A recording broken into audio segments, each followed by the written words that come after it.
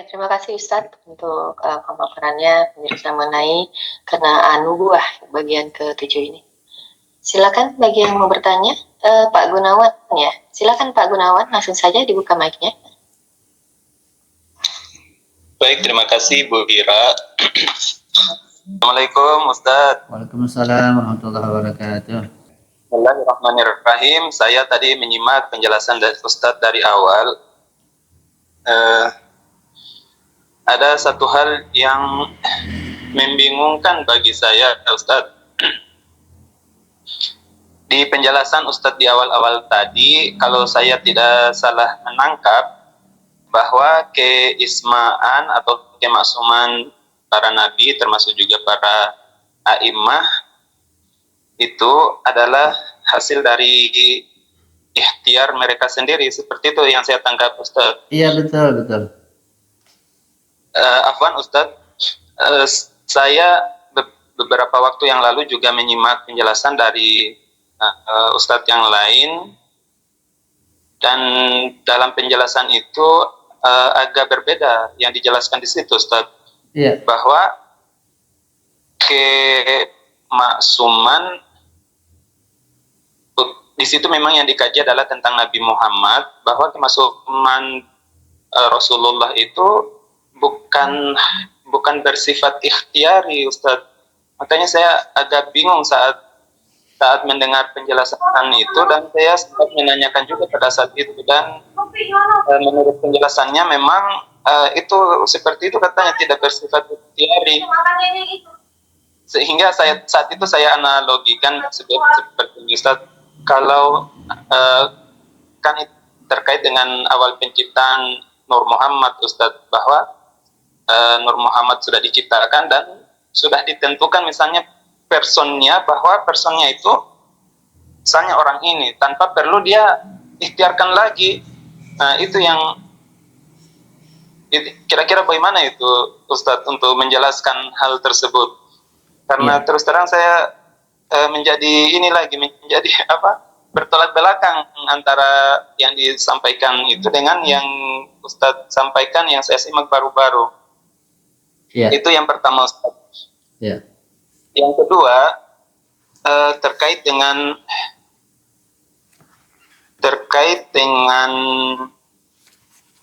beberapa teguran-teguran dari Allah Subhanahu wa taala kepada para nabinya. Salah satu yang cukup keras mungkin Ustadz juga di situ, bahwa kisah yang pernah terjadi kepada Nabi Yunus, kalau tidak salah Ustadz, yang sampai ditelan dengan ikan paus itu, Ustadz. Nah, di situ kan dikisahkan bahwa sebelum itu Nabi Yunus seperti mengabaikan salah satu perintah Tuhan kepadanya, sehingga dia hendak meninggalkan kaumnya saat itu, sehingga kemudian mendapatkan teguran dari Allah Subhanahu wa taala. Beliau dimakan oleh ikan paus itu, dan berada dalam perut ikan paus itu selama beberapa lama, Ustadz. Nah, barangkali dua hal itu, Ustadz, semoga mudah-mudahan dapat mencerahkan kami, Ustadz, karena ini dari penjelasan yang bertolak belakang yang saya dapatkan dari Ustadz yang lain itu, saya menjadi bingung kembali sekarang, Ustadz. Mohon mudah-mudahan penjelasan Ustadz dapat memberikan pemahaman yang jelas kepada kami, Ustadz. Syukron. Bismillahirrahmanirrahim. Mengenai ismah Rasulullah atau kemaksuman Rasulullah Nabi kita Muhammad Sallallahu Alaihi Wasallam, jika dikaitkan dengan kedudukan beliau yang satu pada Nur Muhammad, memang sangat pelik, dan ini memerlukan pembahasan secara serius, secara global dan secara singkat, bahwa ujian yang nanti itu sebagai menentukan derajat dan kedudukan seseorang di masa berikutnya, ujian itu bermacam-macam. Dan ujian itu bukan hanya dalam dunia ini, tapi ujian pun bermacam ujian atau ibtila berlaku di alam sebelumnya, sebelum kita berada dalam dunia sebelum kita berada di alam perut ibu, bahkan di alam arwah seperti itu. Secara singkat bahwa ketika manusia termasuk Rasulullah, Nabi Muhammad, kita semua sebelum kita menduduki dunia ini, bumi ini dengan fisik kita sudah berada di alam mazar, di alam ruh atau alam alastu birabbikum, di alam ruh. Jadi tidak ada fisik materi di masa itu. Dan di alam ruh itu, di alam mazar itu, alastu birabbikum itu sudah ada ujian untuk menentukan kedudukan setiap orang di masa berikutnya. Nah, ketika Rasulullah juga diuji, Sayyidah Azhar diuji dan seterusnya, dan mereka lulus dengan ujian tersebut, juga ada perjanjian di sana, maka mereka mendapatkan kedudukan dan tugas yang berat. Ya. Cuma memang ujian untuk kita dan perjanjian kita yang kita lakukan, maksudnya kita nggak tahu, kita lupa. Untuk kita ini, jangankan ujian di alam jar, kita ujian sekolah kita aja lupa. Kita ujian minggu lalu saja lupa. Kita diuji apa, bagaimana lupa. Nah, kalau kita lupa bukan berarti gak ada ujian. Gitu. Dan juga untuk para nabi, ketika kita nggak tahu, mereka ada kedudukan yang tinggi, dan kita nggak tahu bukan berarti nggak ada ujian. Kitanya nggak tahu.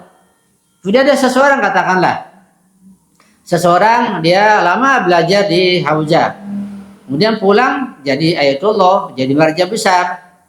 Nah, ketika orang melihatnya, maksud enaknya dia jadi ayatullah, jadi marja, dalam arti punya ilmu seperti itu.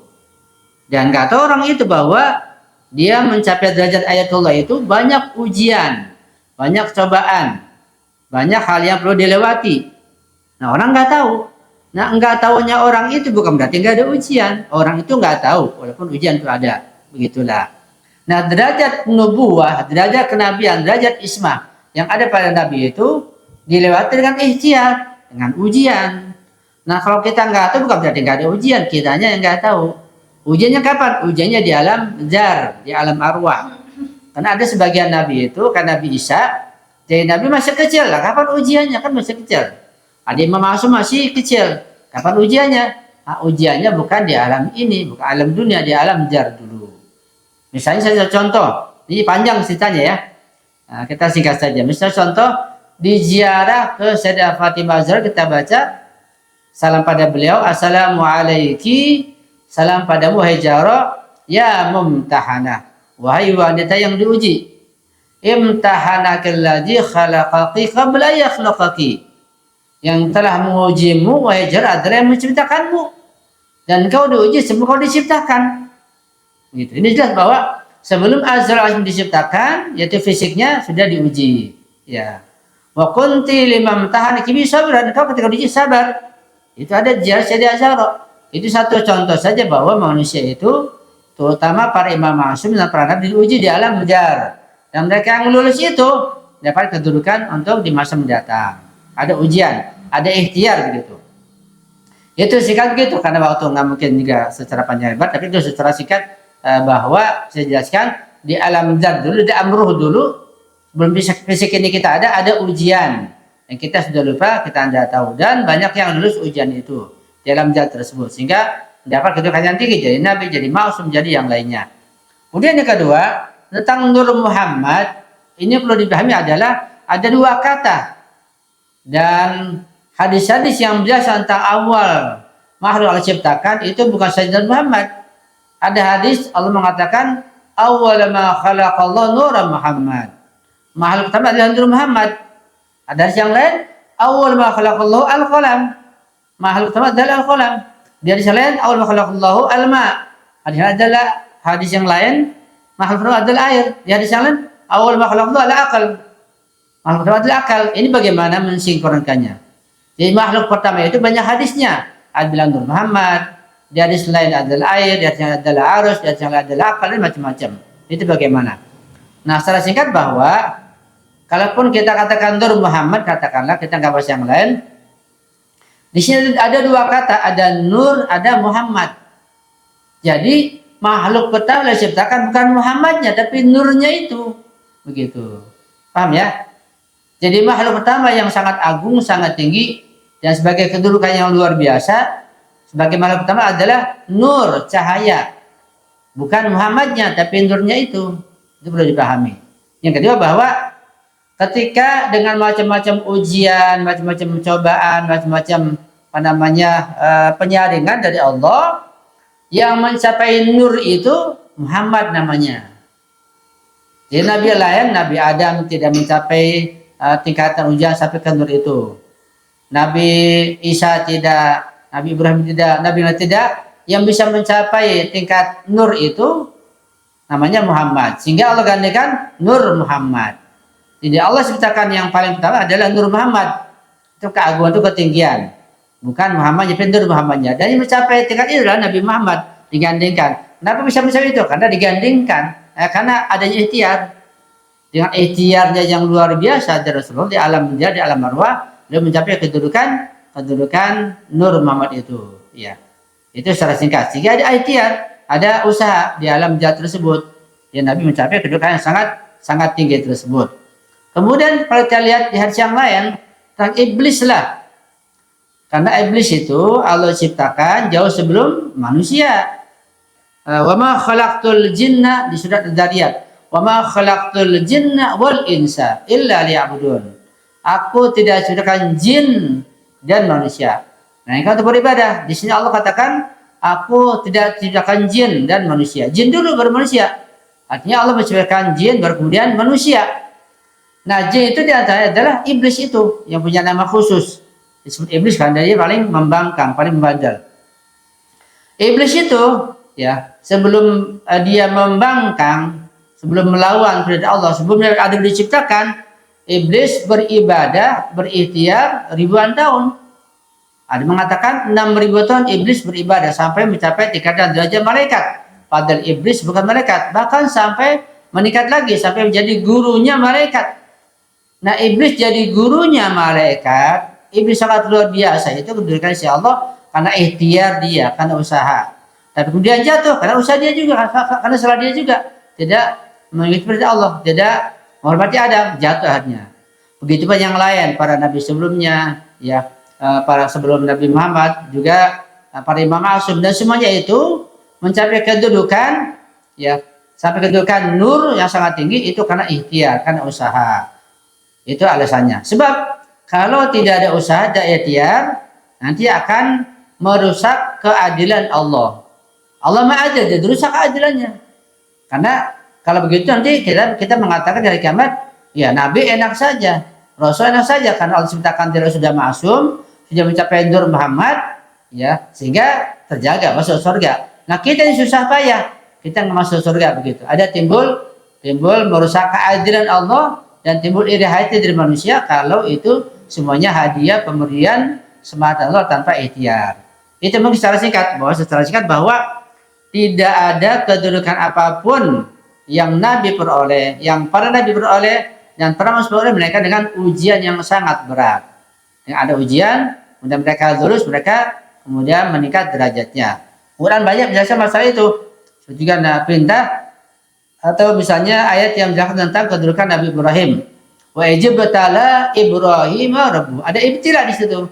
Ingatkan ketika kami mengibtila, memberikan ujian coba yang berat pada Ibrahim. Wa ijibtala Ibrahim rabbuh bi kalimatin. Macam-macam ujiannya, bukan satu kalimat saja, bukan satu macam ujian saja. Bi kalimatin, dengan macam-macam ujian. Fa atammahunna. Nabi Ibrahim sanggup lulus dalam ujian tersebut. Qala inni ja'aluka lin-nasi imama. Ketika Ibrahim lulus dari ujian tersebut yang sangat banyak, maka Allah jadikan dia sebagai imam. Nabi Ibrahim mengatakan, ya Allah, anak cucuku. Qala inni ja'aluka imama. Qala min dzurriyyati qala la yanalu ahdi dzalimin. Bahwa imamah ini enggak bisa oleh orang yang zalim. Artinya dengan ikhtiar, menjaga kesucian, maka akan mencapai kedudukan imam tersebut. Jadi ada ikhtiar, ada usaha. Kalau enggak akan menimbulkan nanti iri dari makhluk yang lain, akan merusak keadilan Allah. Nah, cuma ikhtiarnya kita tidak tahu bagaimana, di mana dan seperti apa. Seperti itu. Itu tentang masalah Ismatul Rasul dihubungkan dengan masalah Nur Muhammad. Ada Nur, ada Muhammad. Ya, itu kedudukan sangat tinggi. Kemudian tentang Nabi Yunus, saya singkat bahwa berbagai macam teguran dari Allah itu kepada makhluknya sesuai dengan kemampuan dan kapasitas makhluk tersebut. Dan singkatnya bahwa semakin tinggi kedudukan seseorang di sisi Allah, maka semakin salah sedikit saja akan ditegur oleh Allah.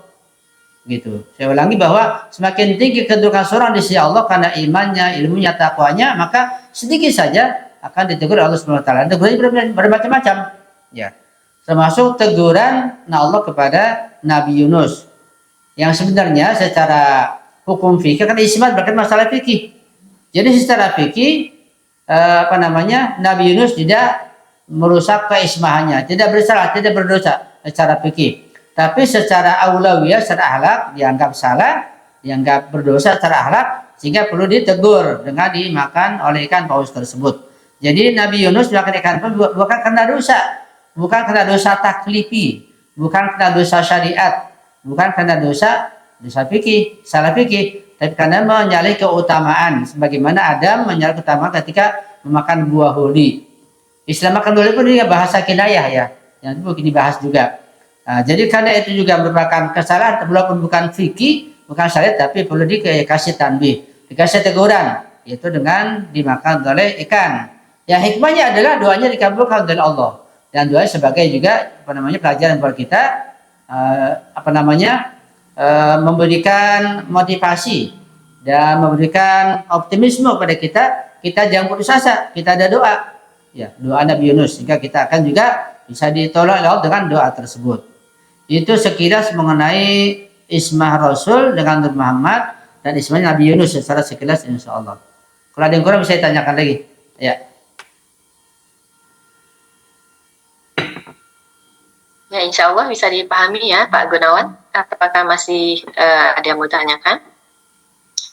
Oh ya, syukran kasiran atas penjelasannya Ustadz. Insya Allah dari penjelasan tadi sedikit banyak memberikan pemahaman atau pencerahan kepada kami Ustadz.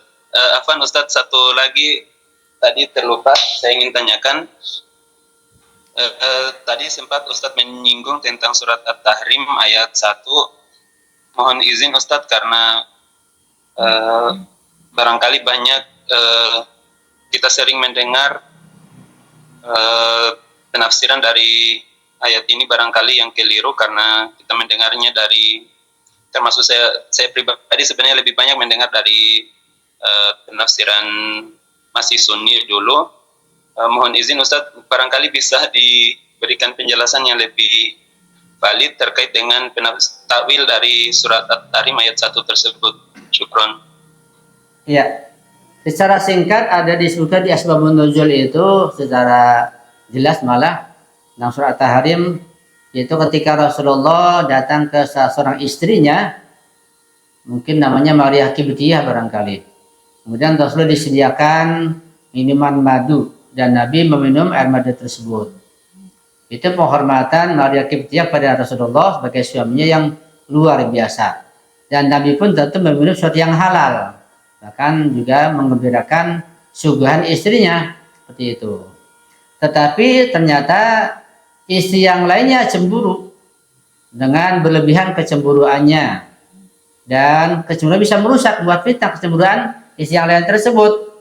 Itu karena kecemburuannya itu sampai bersekongkol dua orang istri Nabi yang lain, mengatakan pada Nabi datang padamu bilang ya bahwa Nabi, kenapa mulutmu bau busuk, sampai begitu, sampai ada ungkapan-ungkapan yang luar biasa.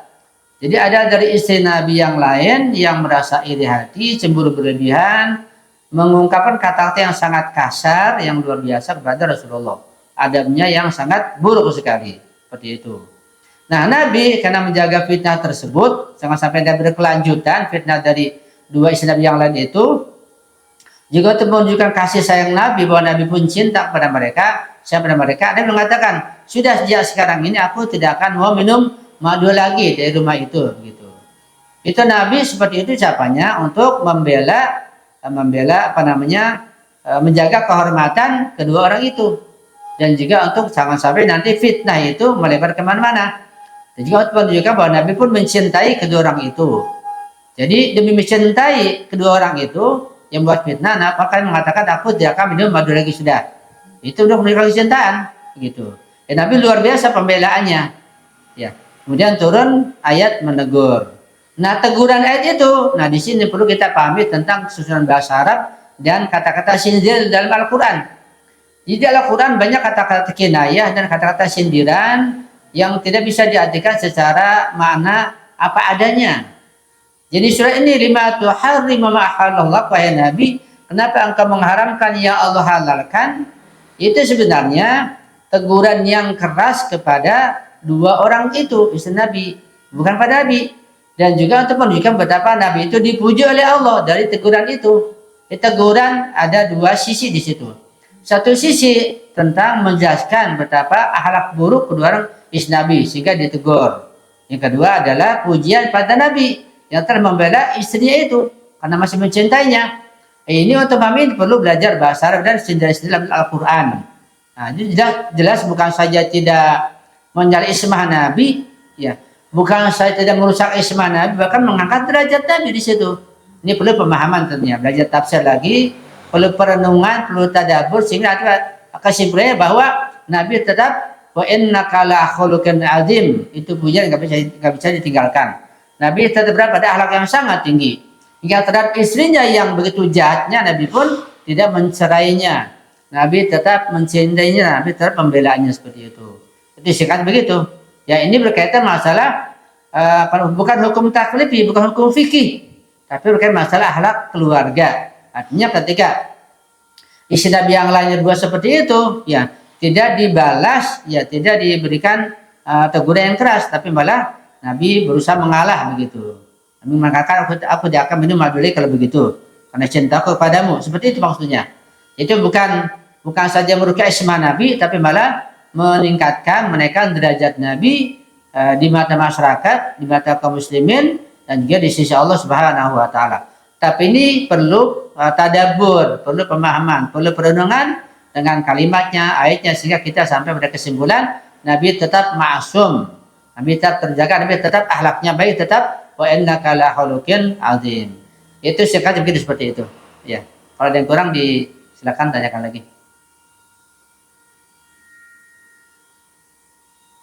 Insya Allah bisa dipahami ya Pak Gunawan ya. Baik, ya insya Allah. Terima kasih kesempatannya Bu Ira. Dari saya cukup. Syukron Ustaz. Iya, sama. Ya, sama-sama Pak Gunawan. Silakan Ibu Bintu Agil yang sudah raise hand. Sebentar Bu Gusna ya, Ibu Bintu Agil dulu yang bertanya. Silakan Ibu Bintu Agil. Makasih Bu Ira. Ya, sama-sama. Assalamualaikum Ustaz. Waalaikumsalam warahmatullahi wabarakatuh. Iya Bu. Pertanyaan saya mungkin sudah 2 minggu yang lalu. Jadi apakah tingkatan kemaksuman antara Imam Ali bin Abi Thalib dengan imam-imam yang lain sama atau beda? Ya. Nah, pertanyaan kedua, Pak Ustadz, ini di luar tema ya, maaf ini soalnya darurat. Kalau seseorang sakit tidak sadar selama sebulan, kemudian dia sehat kembali, apakah wajib dikodok ketika dia tidak sadar dan tidak melakukan sholat, Pak Ustadz? Ya. Terima kasih. Ya. Ya, bismillahirrahmanirrahim. Secara singkat, yang pertama bahwa berbagai macam makulah atau istilah dalam Islam itu tidak ada yang sama, semuanya bergradasi. Misalnya ilmu nggak ada yang sama, ilmu bergradasi. Di samping ilmu itu banyak, ilmu bermacam-macam, ilmu bergradasi, ilmu nggak ada yang sama. Ketakwaan juga makulah atau istilah yang bergradasi, bertasyik, nggak ada yang sama ketakwaan itu. Iman, Islam, misalnya tawakal, semuanya itu bergradasi. Nah, termasuk ismah juga bergradasi. Itu pasti. Kenapa demikian? Karena ketika ilmu itu bergradasi, ilmu tidak ada yang sama, dan ilmu sebagai dasar ismah, maka ismahnya juga nggak sama. Ketika ilmunya Rasulullah dengan para nabi yang lain tidak sama, maka ismahnya Rasulullah dengan yang lain tidak sama. Ketika ilmu Rasulullah paling tinggi, maka ismah Rasulullah paling tinggi daripada nabi yang lain, daripada semua manusia sebagai asyraful makhluqat. Ketika Imam Ali di bawah Rasulullah tentunya, derajatnya sangat tinggi sekali dan ilmunya Imam Ali itu melebihi di atas para imam maksum yang lain, maka isma Imam Ali pasti lebih tinggi dibanding yang lain secara gradasi. Ya. Seperti misalnya kalau kita umpamakan materi lah, karena kita sulit untuk membayangkan gradasi non materi sangat sulit. Ya. Tapi ini harus kita yakini. Misalnya terkadang seorang itu satu level bisa katakanlah satu orang itu kelas 6 SD semuanya. Satu kelas sama, satu level, yang kelas 6 SD. Apakah ilmunya sama? Iya enggak sama. Dari guru ilmu sama kelas 6, sama semua, tapi penerimaannya, dia tampunya enggak sama juga. Begitulah. Ketika misalnya seorang punya derajat tertentu, ya, dan sama dengan yang lain derajatnya, sama-sama misalnya belajar di Hauja, kelasnya sama, semua sama. Tapi pasti derajat keilmuannya tidak akan sama, tidak mungkin sama. Begitulah bahwa segala sesuatu itu, baik yang materi maupun yang non materi dalam filsafat tidak ada yang sama. Kalau kita bilang sama, itu bukan sama, itu mirip. Misalnya ada dua apel, kita lihat sama, peristiwa ini sama. Itu bukan sama, itu mirip sebenarnya kalau bahasa filsafat. Sehingga sidik jari saja nih, seluruh manusia dunia sidik jarinya nggak ada yang sama. Mustahil sama. Rambut manusia seluruh dunia enggak ada yang sama. Iya. Semuanya kan yang sama. Itu secara detail. Nah, sesuatu yang sama itu dari mata kita yang sangat sangat pendek, mata kita sangat sederhana, pandang kita yang sangat dangkal, kita bilang sama. Padahal itu mirip. Padahal enggak ada yang sama. Sidik jari enggak sama. Semua enggak ada yang sama. Itu yang materi enggak ada yang sama. Apalagi yang non materi. Ilmu itu non materi. Ilmu imateri. Ilmu keimanan, ketakwaan, tawakal, saja keberanian, kasih sayang, semua nggak ada yang sama. Sehingga isma pun yang sumbernya ilmu tidak ada yang sama. Ya, kemudian sama, paling derajat sama, tapi pada hakikatnya mustahil akan sama. Sehingga derajat isma Imam Ali di bawah isma Rasulullah, tentu di atas isma para imam maksum yang lain seperti itu. Ya, itu mungkin global gitu, bisa dipahami Bu ya tentang masalah isma secara global. Iya, baik Ustadz, saya paham. Ini sebenarnya pertanyaan ini dari murid saya yang sudah SMA Ustadz, tapi saya pending. Nanti saya tanya dulu ya, Ibu belum tahu jawabannya gitu. Oh begitu. Syukran Ustadz. Iya, syukran. Ya, yang pertanyaan kedua Ustadz. Yang kedua ya, ketika seorang sudah akil balik, kemudian dia mengalami suatu halangan, maka ketika dia sudah sehat kembali, sembuh dari halangannya, maka wajib mengqadha terkait masalah sholat misalnya. Apapun halangan itu, misalnya seseorang katakanlah dia sholat kemudian sakitnya misalnya katakanlah ayan atau sakit gila atau sakit nggak sadar atau di rumah sakit. Kemudian ketika dia sehat, maka dia wajib mengqadha yang dia tinggalkan. Apa yang ditinggalkan? Ya puasanya, ya sholatnya, dikira-kira dihitung. Kalau dia mencatat, ya dilihat catatannya. Kalau enggak ada kira-kira berapa yang ditinggalkan. Jadi wajib mengqadha. Ya, baik itu puasa maupun sholat ketika ditinggalkan karena alasan tertentu, karena alasan sakit misalnya, maka wajib mengqadha ketika sehat. Kalau sampai meninggal dunia, nah nanti dilihat kalau dia punya anak yang paling besar, maka paling besar itu yang wajib mengqadhakan orang tuanya yang sudah meninggal dunia yang meninggalkan sholat atau puasa. Itu Bu, sekilas seperti itu. Wallahu a'lam bishawab. Apa Ustadz, meskipun ketika dia sakit itu dia dibawa kesadaran. Iya, kesadaran. Kalau sholat itu, sholat beda dengan puasa. Kalau sholat, ketika kemudian dia sehat, tetap wajib mengqadha. Dan ingat atau tanya pada orang yang mengurusnya yang tahu, walaupun nggak sadar, walaupun gila, ketika sembuh kemudian maka wajib mengqadha. Ya, beda dengan puasa misalnya sakit karena sudah tua begitu, nggak mampu lagi. Itu sudah gugur kewajiban. Ya, kalau saking tuanya dan puasa enggak mungkin lagi, maka tidak wajib mengqadha puasa. Bisa dibayar dengan fidyah enggak, Pak Ustadz? Iya, bisa. Bisa dengan fidyah. Bisa ya? Puasa dengan fidyah bisa. Iya. Enggak, kalau sholat ini sholat. Kalau sholat enggak bisa. Enggak bisa ya? Sholat okay. Kalau dia sehat, dia mengqadhanya.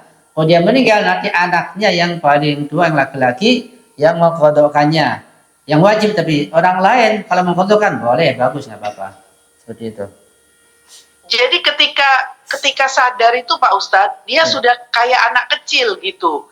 Misalnya ngomongnya sudah kayak anak kecil, nggak bisa bergerak di tempat tidur, makan disuapin, minum disuapin, itu gimana Pak Ustadz? Berarti masih belum sehat sepenuhnya kalau begitu. Ketika belum sehat sepenuhnya, belum sadar sepenuhnya, taklifnya gugur kalau begitu, Bu. Ya. Taklifnya gugur maksudnya gimana? Ya dia udah Ini terjadi nggak wajib saya, sholat Pak lagi. Ustadz. Ketika masih belum sadar sepenuhnya dan masih menunjukkan kelemahan-kelemahan pada dirinya yang nggak mungkin bisa melaksanakan taklifnya dengan baik, selama itu gugur taklifnya, tidak ada kewajiban apapun. Baik. Ya. Terima kasih Pak Ustadz. Iya, Bun. Makasih, lanjut. Ya, sama-sama Bu Bintu Agil. Silakan Ibu Busna, langsung saja dibuka mic-nya. Ya, makasih Bu Ira. Assalamualaikum. Waalaikumsalam warahmatullahi wabarakatuh.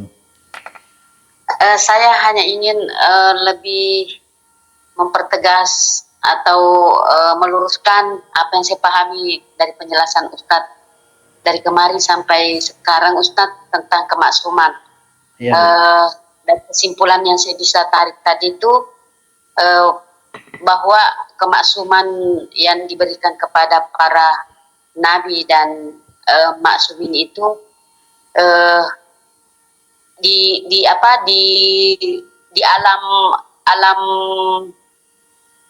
alam sebelumnya itu Nur Muhammad dan kan Nabi Adam itu bertobat karena menyaksikan Nur Muhammad dan nama-nama maksumin Imam Hussein, Imam Ali dan Sayyidah Fatimah ya Ustadz. iya. Ya, artinya Nabi Adam bertawasul dengan nama itu. Nah, dalam tingkat alam realitas, kemaksuman itu diperoleh atas ikhtiar juga dari para nabi dan maksumin. Iya. Berarti itu kemaksuman itu ditandai oleh seberapa kuatnya kita dan juga manusia biasa ya Ustadz bisa selain maksumin dan nabi itu bisa meraih kemaksuman dengan tingkatan apalah itu ketika dia sanggup menghadapi ujian-ujian, kesulitan-kesulitan dalam menjalankan kebenaran ya Ustadz. Iya. Jadi ukuran kemaksuman itu dari bagaimana menghadapi ujian ya Ustadz, termasuk nabi dan maksumin itu bertingkat-tingkat juga kemaksumannya. Dilihat dari seberapa bagaimana dia berkorban, bagaimana menghadapi ujian seperti Imam Hussein yang terbunuh di padang Karbala dengan keluarganya, berarti kemaksumannya juga jauh lebih tinggi ya Ustadz. Betul. Dan begitu juga kita manusia Ustadz. Seberapa kita bagaimana menghadapi ujian dalam menjalankan kebenaran itu ya Ustadz. Iya. Berarti di mana ini saya ingin ini di pikiran karena sempat saya berpikir begini Ustadz sebelum saya mendapatkan kajian ini. Ya, kalau para nabi dan maksumin bisa menghadapi semuanya, semua godaan, setan, hawa nafsu itu karena kan dikasih keistimewaan sama Allah. Jadi wajar saja kalau bisa menghadapi semua, sementara kita ini ya Allah tidak ada daya, tidak ada upaya menghadapi semua. Karena memang kita ditekankan untuk melawan semua itu, melawan dengan berikhtiar semampunya. Nah, saya ingin lebih mempertegas Ustadz di mana maksudnya letak keistimewaan kemaksuman itu kepada Nabi dan maksumin itu dengan kita sebagai manusia gitu loh. Maksudnya supaya kita tidak berpikir seperti tadi, berpikir namanya manusia kan Ustadz kadang liar pikirannya. Jadi di mana letak keistimewaan kemaksuman Nabi yang diberikan oleh Tuhan, yang tidak dimiliki oleh hambanya yang lain, gitu loh Ustadz. Karena sama-sama disuruh berikhtiar kan Ustadz. Iya. Ya mungkin begitu Ustadz. Iya. Di pikiran saya, tolong diluruskan kekeliruannya. Iya. Terima kasih Ustadz. Iya. Memang hal-hal yang sifatnya abstrak dan non materi sangat sulit untuk dipahami. Misalnya tentang masalah keterdahuluan para nabi, para imam ma'sum di alam dar itu sulit untuk kita pahami. Tentang misalnya iblis lebih dulu diciptakan atau jin, karena keterdahuluan atau lebih dulu itu di alam dar, di alam arwah itu belum ada waktu di masa itu. Jadi waktu kan ada ketika ada matahari. Di sana ada matahari, nggak ada waktu. Jadi sangat sulit. Kalau ada riwayat menyatakan tentang 1000 tahun lebih dulu, kemudian Adam lebih dulu, itu sangat sulit dipahami. Itu untuk memudahkan saja. Kita nggak paham karena akal kita sangat terbatas. Ya, karena bukan alam taklif, bukan alam materi. Jadi tidak ada waktu di masa itu. Itu sangat sulit untuk memahaminya.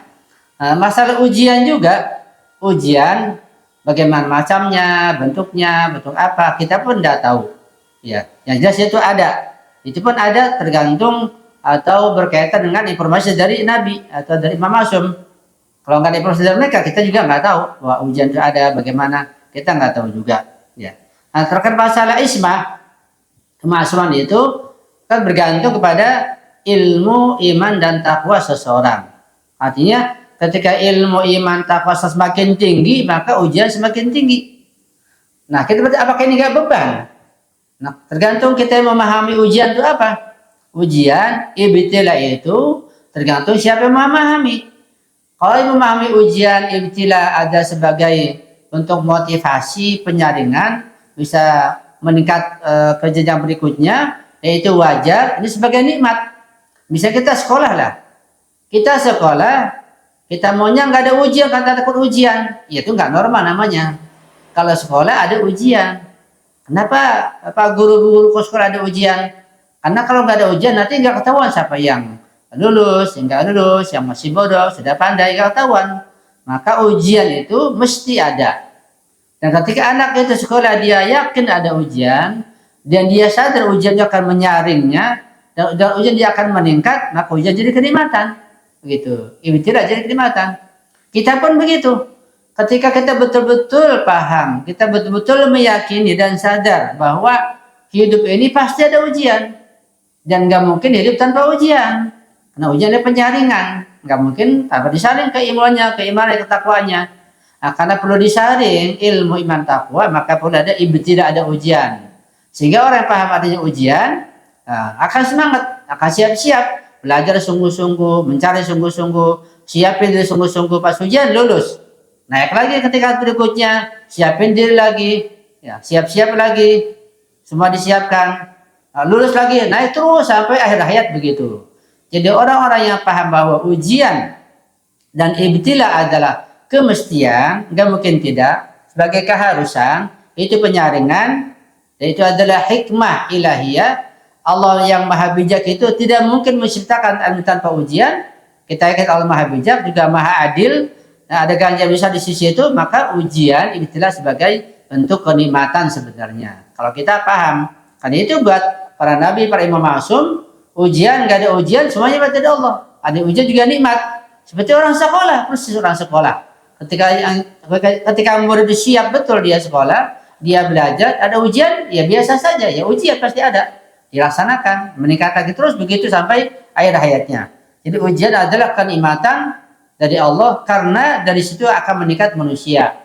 Itulah hakimnya Allah, kebijakan Allah SWT, dan di situ maha adilnya Allah. Sehingga kalau kita melihat segala sesuatu yang kembali kepada keadilan Allah, pada hikmah Allah, itu semua adalah bentuk kenikmatan dari Allah Subhanahu wa taala, sekalipun bentuknya adalah ujian. Apalagi kalau ujian itu luas. Kita mengatakan ujian sangat sempit. Kita mengatakan ujian itu kesusahan hidup, ini itu macam-macam. Padahal enggak. Pada bentuk kenikmat juga, bentuk kekayaan, bentuk harta yang melimpah ruah, kesehatan, ada ujian juga. Jadi kita tergantung bagaimana kita mengatakan ujian kita, sehingga kita akan bisa memahami ujian adalah hikmah, keadilan, dan nikmat dari Allah Subhanahu wa taala. Kemudian dengan adanya ujian tersebut, ya, adanya ibtilah tersebut, maka semakin meningkat kedudukan manusia sampai pada tingkatan tertentu. Sehingga orang yang paham ini dia harus meningkatkan pengetahuannya, ketakwaannya sampai pada derajat kenabian. Ya. Jadi kalau mungkin Nabi jelas sudah ditutup, Imam Ma'sum sudah nggak ada lagi, tapi derajat imamah, derajat kenabian, derajat nubuah itu nggak ditutup sampai hari kiamat. Derajat ahlul bait, derajat imamah itu nggak ditutup sampai Salman itu berhasil. Salman minna ahlul bait. Salman mampu mencapai kedudukan dan derajat imamah. Salman bukan imam, jelas imam terbatas, tapi Salman mampu dan sampai ke derajat imamah kedudukannya. Jadi banyak orang-orang sampai kiamat itu mencapai derajat nubuah, derajatnya. Itu Hasan Jodi Amin mengatakan tentang masalah itu bahwa derajat kenabian itu enggak ditutup, derajat imamah enggak ditutup, derajat keulamaan enggak ditutup. Sehingga orang-orang yang di kampung sekalipun, orang yang belajar haujah sekalipun, ketika sungguh-sungguh dia beriman, bertakwa, dan dia menjalankan ujian dengan penuh kesabaran, dia bisa aja lebih tinggi daripada ulama itu sendiri. Nah, ulama banyak yang gugur ketika nggak sabar. Biasanya Ibnu Muljam dapat tinggi, dilihat orang yang bersama Nabi berdapat tinggi, tapi karena nggak sabar, gugur. Nah, kita yang bukan bersama Nabi, nah kita sungguh-sungguh dalam menjalani hidup ini, kita saat akan ada ujian, terus meningkatkan diri, sabar sampai pada tingkatan derajat. Ya. Adapun adanya Nabi lebih dulu, ada Nabi Muhammad, para Imam Ma'sum, itu satu kemestian dan nggak mungkin nggak ada. Kalau nggak ada mereka kita nggak ada. Itu namanya secara falsafah mata rantai penciptaan. Jadi secara materi pun harus ada lebih dulu. Nah kalau nggak ada Nabi, nggak ada Imam Ma'sum, nggak ada Nabi Adam, apa mungkin kita ada? Nah kalau itu lebih dulu ada, berarti kita ngiri. Ya, nggak mungkin begitu. Kita harus paham. Misalnya kata-kata kita punya orang tua, kita punya orang tua sangat baik, kita dikasih harta, kekayaan, kenikmatan, diberi ini, beri itu macam-macam, punya rumah bagus, punya mobil, orang tua kita, ya, yang susah payah untuk kita, orang tua kita. Apakah logis kalau kita tuh ngiri sama orang tua kita? Ah enak aja ayah jadi ayah sehingga saya itu gak logis. Jadi anak yang ngiri sama ayahnya dan ayah mati-matian bekerja untuk anaknya, anak itu malah bersyukur, malah mendoakan orang tuanya. Karena kita mendoakan imam zaman, Allah maukan dioleh Hasan, kita doakan imam zaman. Itu. Kita bukan malah ngiri, malah galuk saya ngiri. Masa kita ngiri sama orang tua? Masa kita ngiri sama Nabi Muhammad yang dapat derajat tertentu? Nah mereka mencapai derajat tertentu itu, derajat isma, derajat nubuah, derajat imamah, untuk kita juga, kalau kita mau. Nah kita sungguh-sungguh, kita serius, kita mau, kita mencapai derajat mereka. Kita sama-sama mereka nanti, karena mereka berjuang untuk kita. Persis betul orang tua kita, ayah kita berjuang untuk kita. Nah, kita nggak mungkin gini, kita malah bersyukur kepada orang tua. Nggak ada istilah gini. Kalau anaknya paham, malah bersyukur, malah terima kasih, malah sujud. Nah kita pun terhadap yang lebih tinggi lagi, ya ulama, marja, sampai pada Imam Ma'sum, pada Rasulullah semuanya itu kita berterima kasih yang luar biasa. Kita mendoakan mereka. Kenapa? Karena dengan mereka kita bisa meningkat derajat kita dan kita bisa sampai kepada mereka dan kita serumah dengan mereka kalau kita mau. Jadi ngiri itu nggak ada, gitu orang yang nggak logis, orang yang normal ngiri. Orang nggak normal ngiri sama usaha orang tuanya, yang dia usaha orang tua itu untuk dia. Itu kan aneh. Nah kita aneh kalau kita ngiri sama Nabi, kita ngiri sama Imam Ma'sum, itu aneh. Kalau mereka berusaha berjuang menjaga syariatnya untuk kita, kalau kita malah ngiri, kita ya tolongin, itu aneh. Itu mungkin itu memudahkan pemahaman sampai di sini aja barangkali bisa dipahami. Ya, kita berusaha ikhtiar semaksimal mungkin sungguh-sungguh untuk mencapai derajat sampai akhir hayat kita insya Allah. Saya juga mohon doanya insya Allah. Ya, insya Allah bisa dipahami ya. Nah ya. Iya. Ya, sama-sama Bu Husna. Ustaz, ada pertanyaan di chat room Ustaz. Ini dari Ibu Aminah dan Bapak Taufik. Saya bacakan untuk Bapak Taufik dulu Ustaz. Dan juga ada dari Ibu Sania juga. Dari Bapak Taufik, sudut pandang Irfan tidak melihat sesuatu selain tajaliat Allah. Maka akan terjadi perbedaan dalam memahami terkait ikhtiar dalam mencapai kenabian. Kurang lebih seperti itu. Kemungkinan alasan perbedaan ini. Mohon pandangannya Ustaz. Iya, ini sangat sulit untuk saya jelaskan. Tadi saya belum sampai ke sana ilmunya. Kalau melihat kacamata Irfan itu sudah sangat sulit. Karena ini pandang hanya Allah. Jadi kita ini kita akan memandang diri kita lagi. Kita sudah melebur begitu. Kalau seorang yang arif billah sudah melebur kepada Allah. Jadi gak memiliki apa-apa sudah nol, bahkan di bawah nol. Nah, selama kita masih memiliki, Kita masih memiliki. Jangankan kita memiliki tenaga, memiliki iradah, memiliki ikhtiar. Ya, kalau kita masih memiliki di luar diri kita, kita masih merasa memiliki rumah, masih merasa memiliki mobil, merasa memiliki uang, merasa wah banyak sekali. Selama kita masih merasa memiliki itu, kita tidak mungkin hilang melebur kepada Allah. Buat kita sangat sulit. Nah, para Eropa itu mereka nggak merasa memiliki apapun, jadi nggak ada. Mereka ada kekayaannya ada, rumahnya ada, mobil ada, ya kaya nggak ada. Jadi melebur sudah pada Allah. Bahkan iradah mereka, ikhtiar mereka, kehendak mereka itu sudah melebur dengan iradah Allah. Itu dicapai dengan apa? Ya dengan ilmu pengetahuan. Jadi ilmu akidahnya sempurna, ilmu fikihnya sempurna, sehingga syariat dijalankan dengan sempurna, maka bisa melebur dengan sempurna. Bahwa kita masih sangat jauh. Nah, sehingga dari sisi itu mereka memandang Allah jauh berbeda dengan pandang kita yang masih ada ikhtiar kita, ada iradah kita, ada hawa nafsu kita dengan mereka. Jadi memang sudut pandang seorang arif dengan seorang orang yang lain akan berbeda. Bahkan itu taklifnya pun, ujiannya pun akan berbeda tentunya.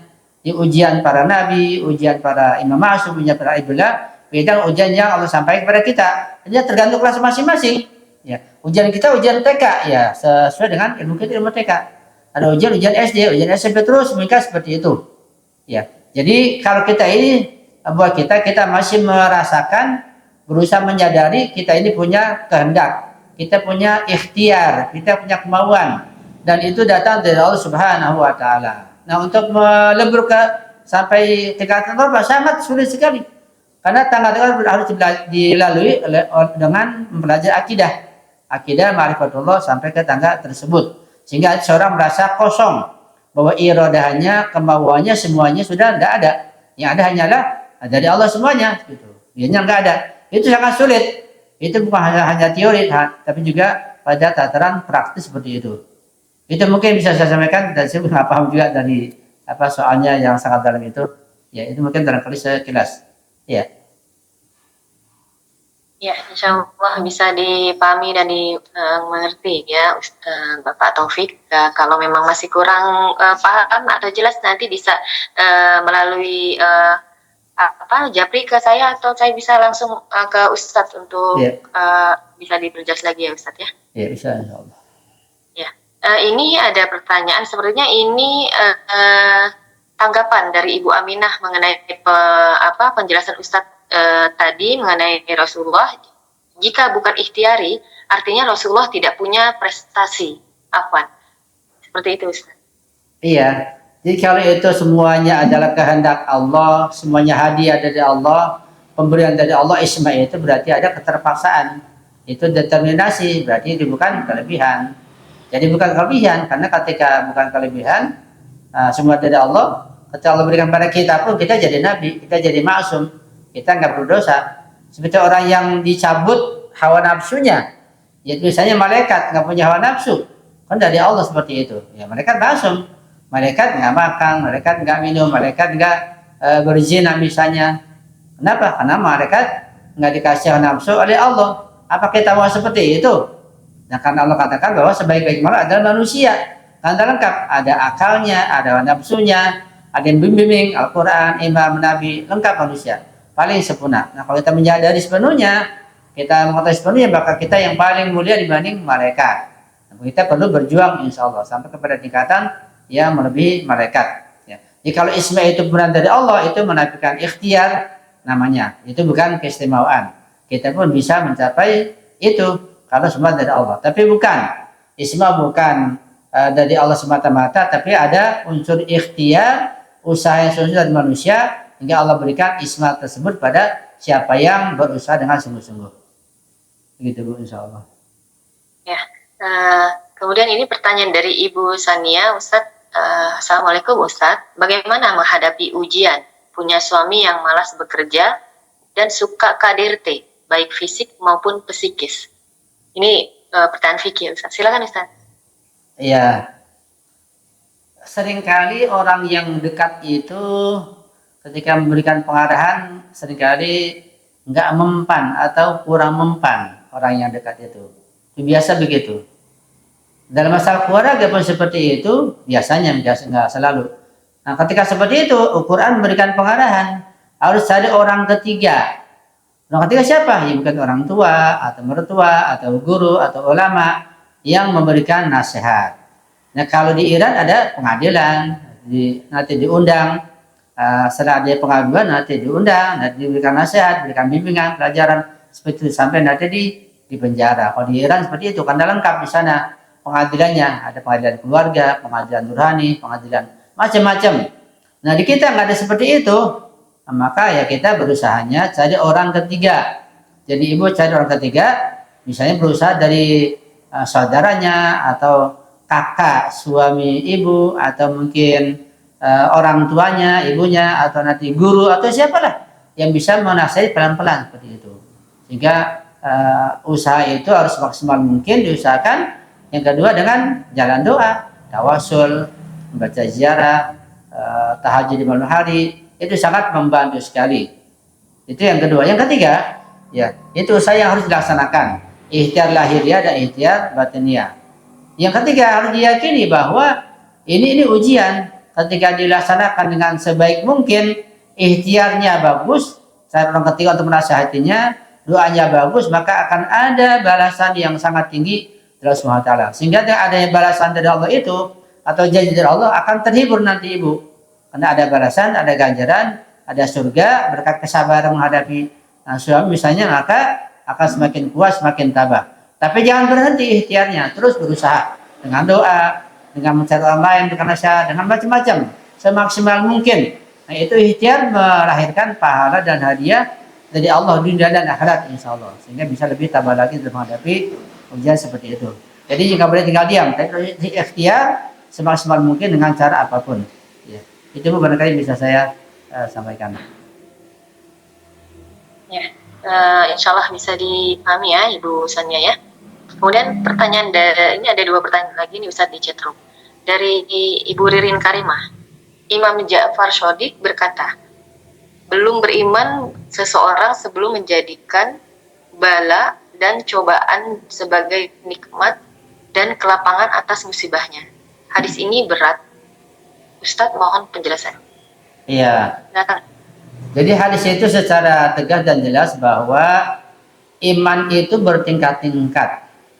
Ada iman itu di atas Islam. Jadi Islam dulu beriman. Tapi nanti ada tingkatan iman di bawah Islam begitu. Jadi Muslim, Islam, iman, mukmin, ya baru Islam lagi begitu, bertingkat-tingkat. Itu ada penjelasan di depan. Nah, hadis itu menjelaskan bahwa ada tingkatan iman tertentu, ada iman kelas tertentu sangat tinggi itu yang tidak mungkin bisa dicapai kecuali dengan sabar ketika menghadapi ujian.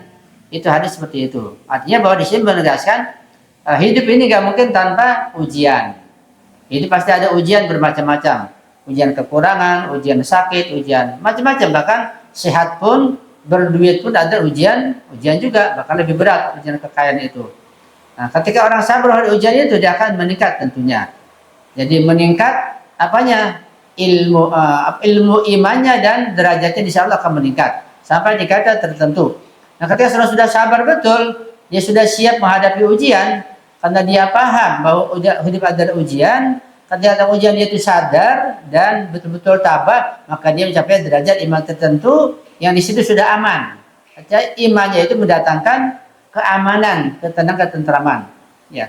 Kalau iman kita belum tentu. Bisa jadi iman kita ini ketika datang ujian kita masih gelisah, masih takut, masih khawatir, nggak karuan. Itu iman kita.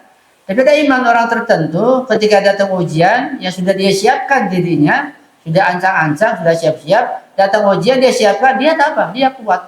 Kalau dia paham di ujian, dia akan merasa nanti meningkat derajatnya. Nah, di situ akan datang ketenangan, ketentraman. Aja ujian apa yang akan menimpa pada dia akan tabah, sabar, tetap. Itulah para imam masum seperti itu.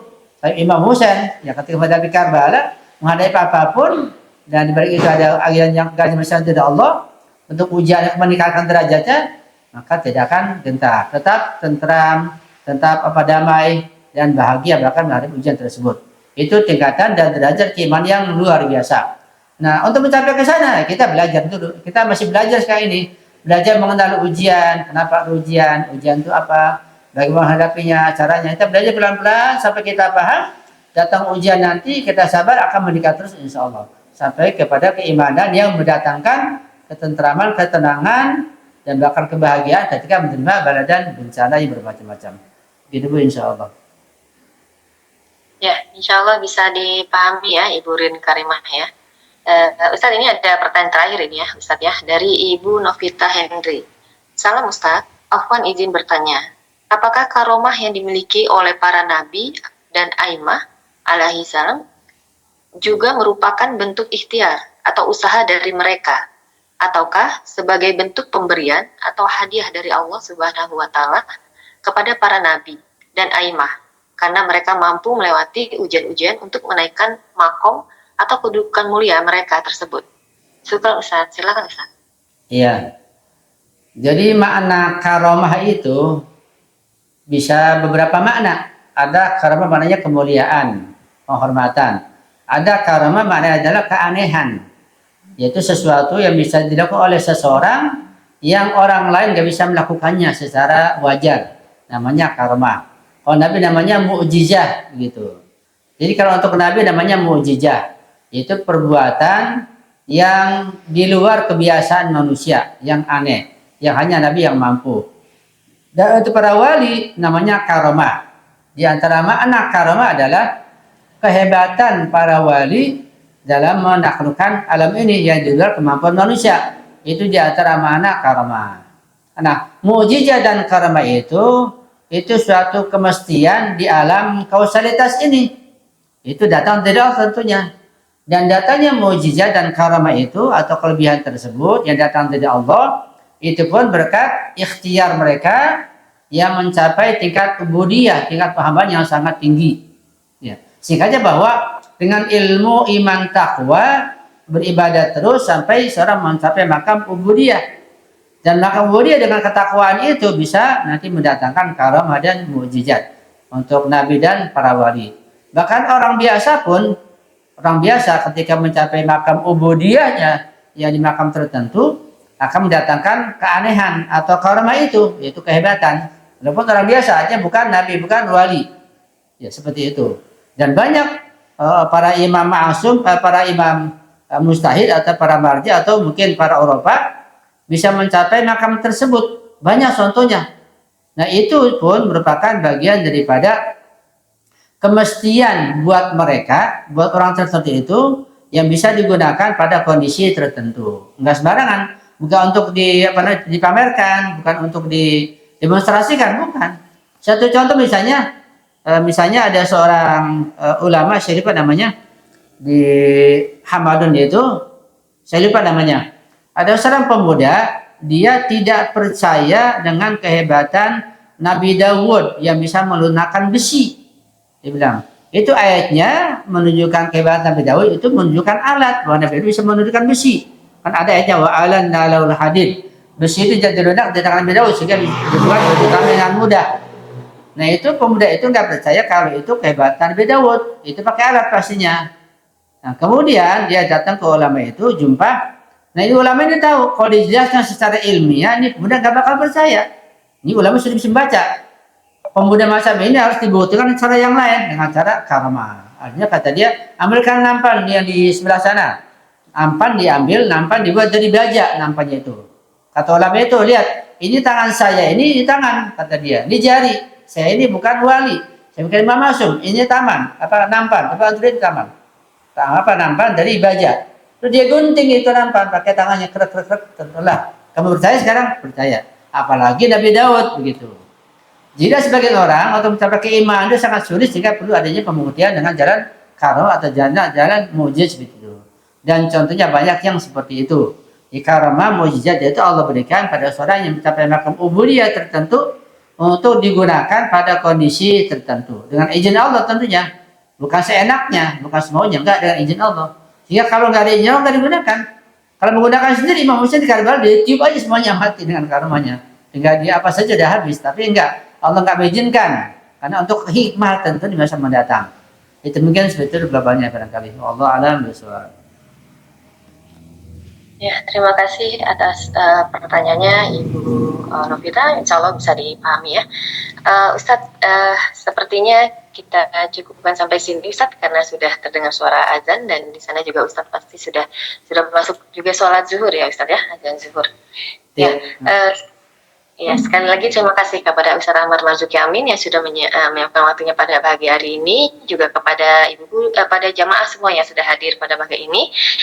Kita sama-sama mendoakan Ustadz dan Ustazah semoga selalu sehat selalu secara lahir dan juga secara lahir dan batin, insya Allah diberikan kesehatan selalu juga.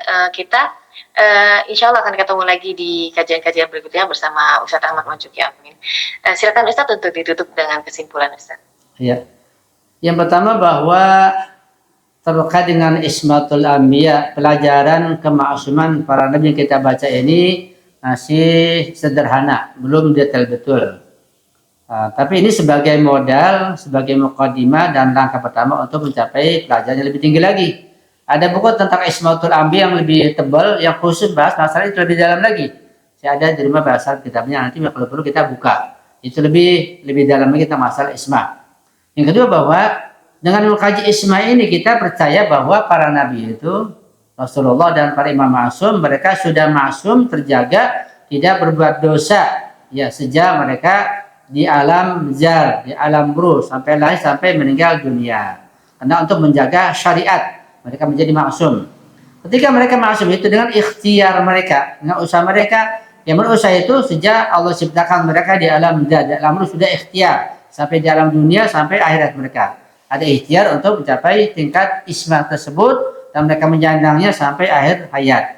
Keempat bahwa dengan mengkaji isma ini kita harus berikhtiar berusaha semaksimal mungkin untuk menjauhkan dosa, untuk meningkatkan ibadah dan pahala dengan mempelajari, memahami apa itu pahala, apa itu ketaatan, apa itu ibadah dan apa itu dosa, sehingga nanti isma kita akan meningkat juga insya Allah, dan kita yakin dengan usaha ikhtiar kita ini kita akan bersama-sama di satu ruangan, di satu taman di surga bersama para ma'asumin insya Allah ya rabbal alamin. Yakinlah kita punya ikhtiar, kita punya usaha, ini tenaga ini, iroda yang Allah berikan pada kita ini, ilmu ini kita gunakan semaksimal mungkin untuk menjauhkan dosa-dosa yang telah kita ketahui, menjauhkan dosa-dosa yang belum kita ketahui juga, kalau kita pelajari, kita akan mencapai makam ismah pada tingkat tertentu insya Allah. Nah, kita saling mendoakan, saling menunggu sapa insya Allah. Mudah-mudahan kita tetap Allah jaga diri berbagai fitnah, cobaan dan ujian yang akan menjerumus kita pada hal yang mencelakakan kita insya Allah. Mudah-mudahan kita semua mendapat rahmat, bimbingan dari Imam Zaman sampai akhirat kita insya Allah dari amin. Dari saya tentu banyak kekurangan, kesalahan, kehilafan, mohon dimaafkan dan mohon dikoreksi, diperbaiki. Saya akhiri, mohon doa selalu. Assalamualaikum warahmatullahi wabarakatuh.